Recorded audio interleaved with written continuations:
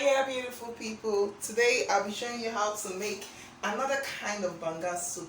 This time around I'll be using melon, also known as egusi.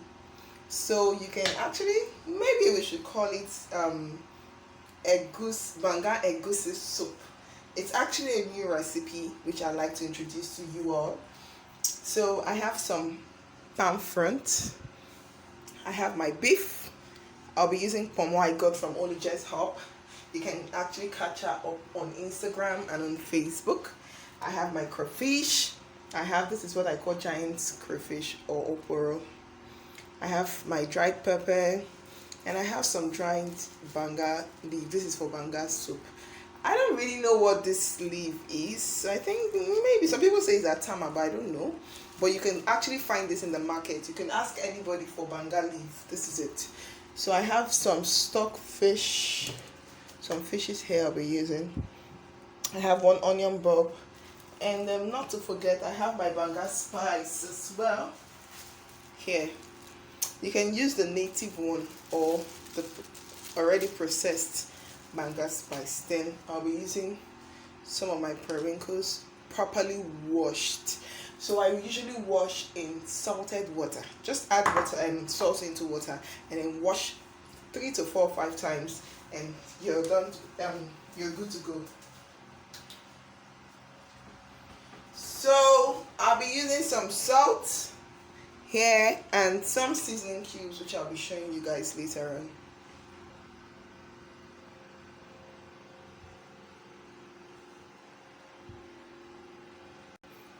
Okay, so first thing first, I'm going to add my banga into my pot, and then I'll be adding in some water.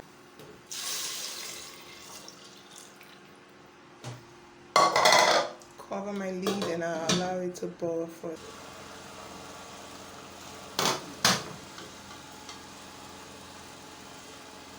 So you check to see if it's ready. So this is ready. I'm going to turn off my heat and then drain out the water so I can start processing my oil. So before I process while I wait for my pan front to cool down, I'm going to be boiling my beef and stock fish and pomo. So I have my beef here. I'm going to be adding my stock fish.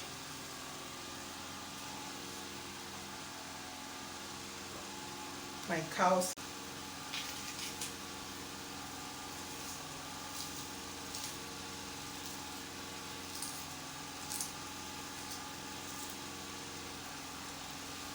Okay, so I'll be adding some salt.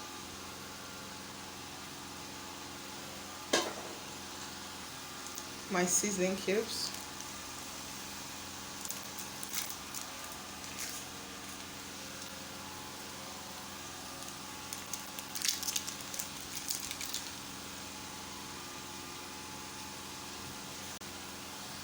And lastly, some water.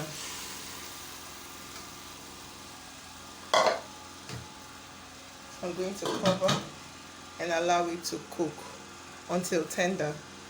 So I forgot to add some pepper to this. Sorry guys. This is really very important. So while my meat and whatever is cooking, I'll be processing my oil. You can use a mortar, but I like to use my hands in the absence of a mortar. So this will take a while. You have to keep squeezing up the oil. It's pretty hot. You can allow your pan front to cool down a bit before you start. So I'm going to be doing this, and I'll show you how I am able to get my oil out of this pan front. I'll be using just a sachet of water. Remember, if you're making banga, you don't need too much water in your. You don't need to use too much water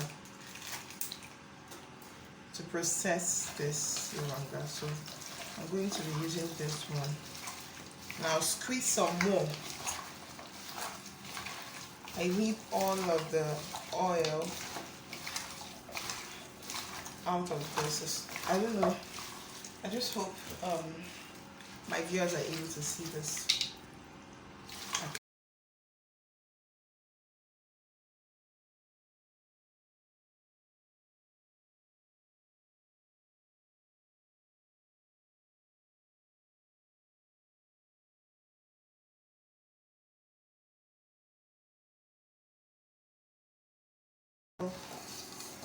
After this, I'm going to be straining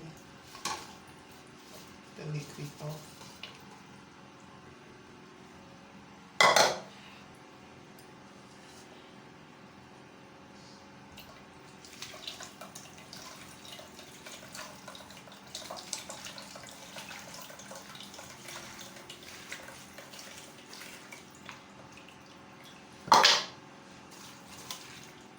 You can see the whole entire thing is off. It's just the nuts you can see. It's just the nut. I'll do this one more time and we are good to go. See the liquid down there. So I'll do this one more time. Just need to take them carefully.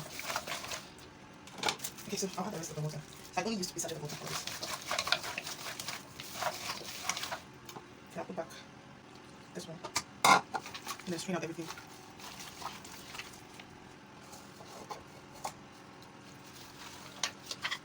So if you're using more palm front, you need more water.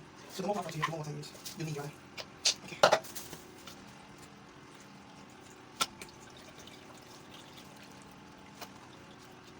Cool. Okay. I want to be sure that I have everything in there. So once the beef is done, ready or cooked, we're adding the processed palm kernel, the processed oil. Yeah. I just want to be sure that everything is in there. Okay. So I'm going to stir.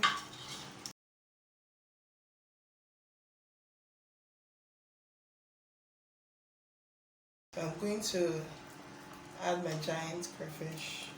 So everything, I want everything to just blend in. Okay, so this is about 10 minutes. I'll be adding my banga spice right away.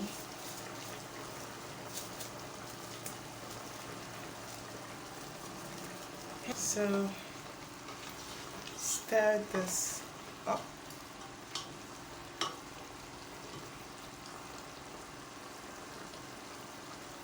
I need to taste for salt. Perfect. Perfecto. Alright, so I'll be adding up my